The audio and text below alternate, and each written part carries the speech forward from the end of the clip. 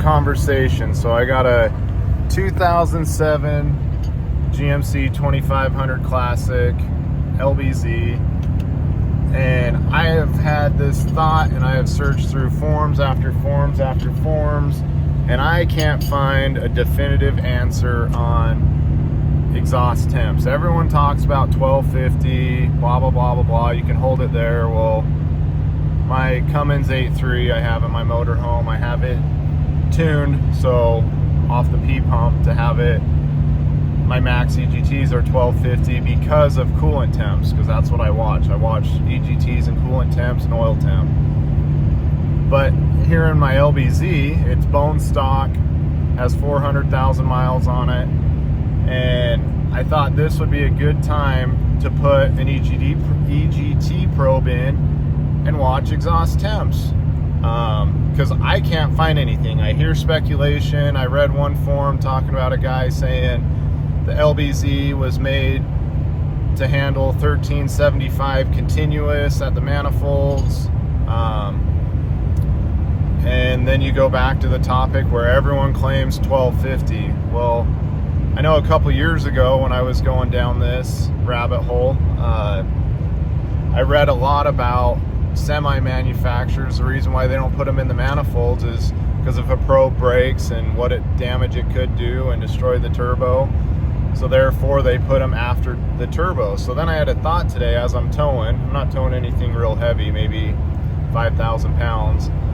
That maybe what they're really talking about, and it's all been misconstrued, is that 1250 at the turbo, because then you'd be seeing temps of 1400, 1450 at the manifolds. So I went and bought Edge Attitude CTS2 monitor with the tuner. I have no plans to run it on any programming of the chip. I just got it for a great deal and wanted the actual monitor to watch all my temps. Originally I was going to do a triple pod, but that was 350 plus, you know, the EGT probe, so that's probably about 400 with shipping and all that stuff, maybe 450 with some good gauges. So I went with this because I got it for a smoking deal, and now I got all my readings. So here we are, we're about ready to climb a grade. So you can see there's no tune on it, it's just on stock. We're doing 65. Now I'm gonna start going up this hill, quarter throttle, laying into it some more. Let's try and get into it. So we're doing about 80 going up this summit.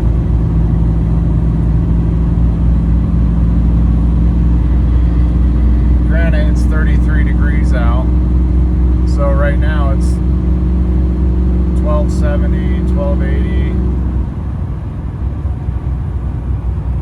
So that's pretty mild, I would say. You know, that coincides with the Taka 1250. Granted, I'm also in 5th gear. I'm not just letting it do what it wants. So I can keep my temps lower. But yesterday when I was going for a test drive, because I wanted to see what the EGT temps would, I just installed this a couple days ago.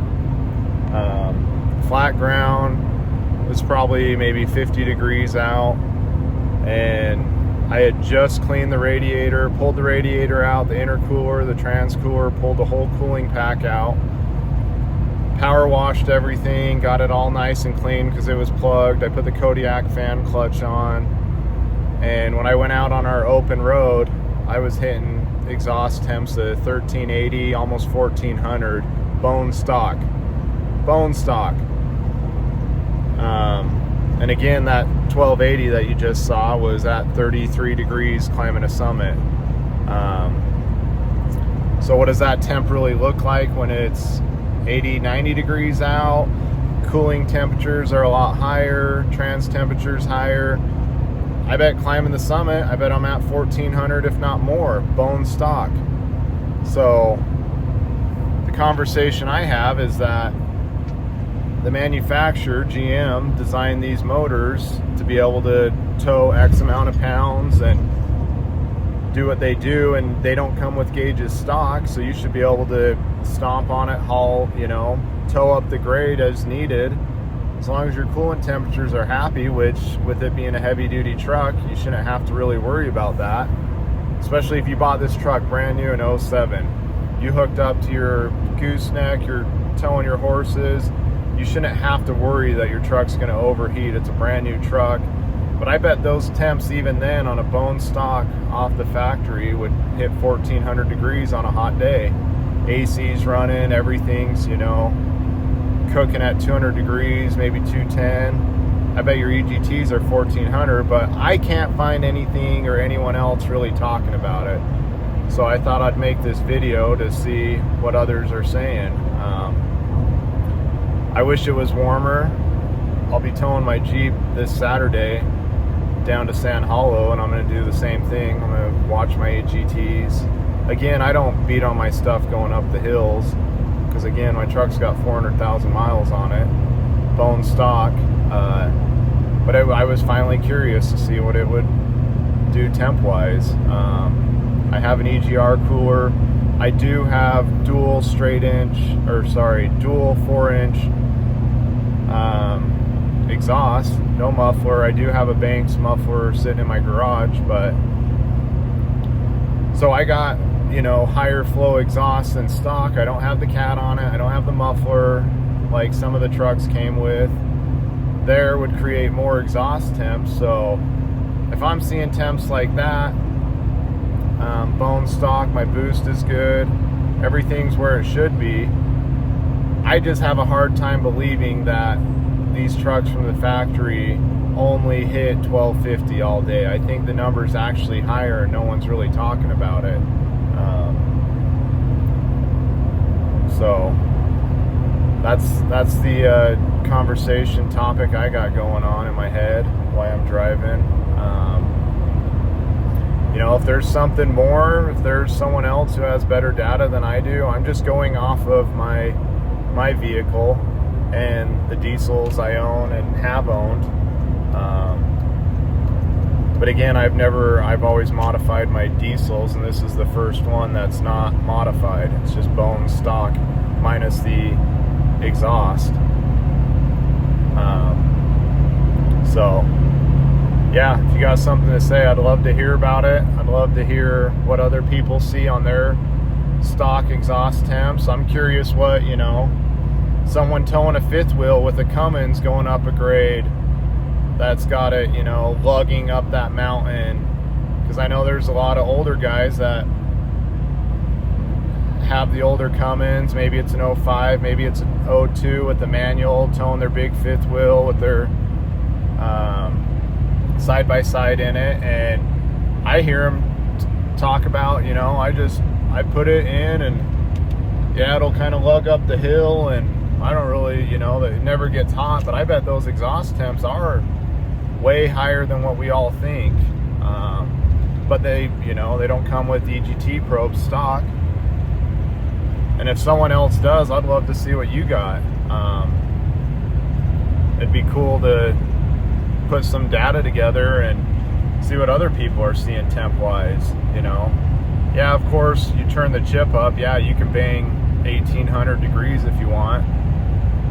My motorhome was banging 1900, and guess what it did? It screwed up the exhaust manifold, sucked a turbo, because the previous owner before me had it turned up and had no gauges, and so I got to deal with the recourse of all that damage. Hence why I tuned my motorhome to 1250 degrees. So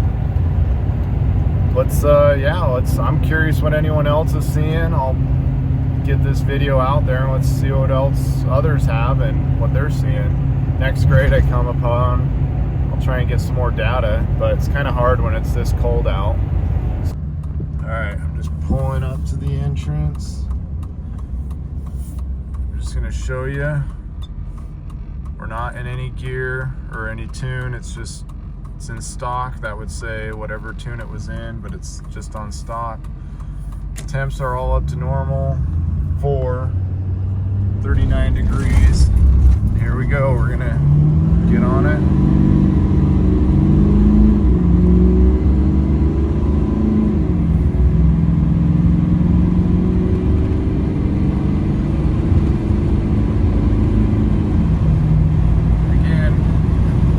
Truck, it's not hot out, so that plateaued. Looked like it kind of held back at 1344, but again, it's 39 degrees out. So back to the topic of I don't see how when it's 100 degrees out and you're towing a load, your temps aren't higher than that even, you know, because my coolant temp's still pretty low considering. So anyways, like I said, have a wonderful day.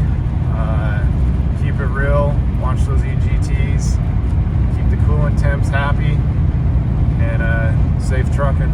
So anyways, have a good day. Peace.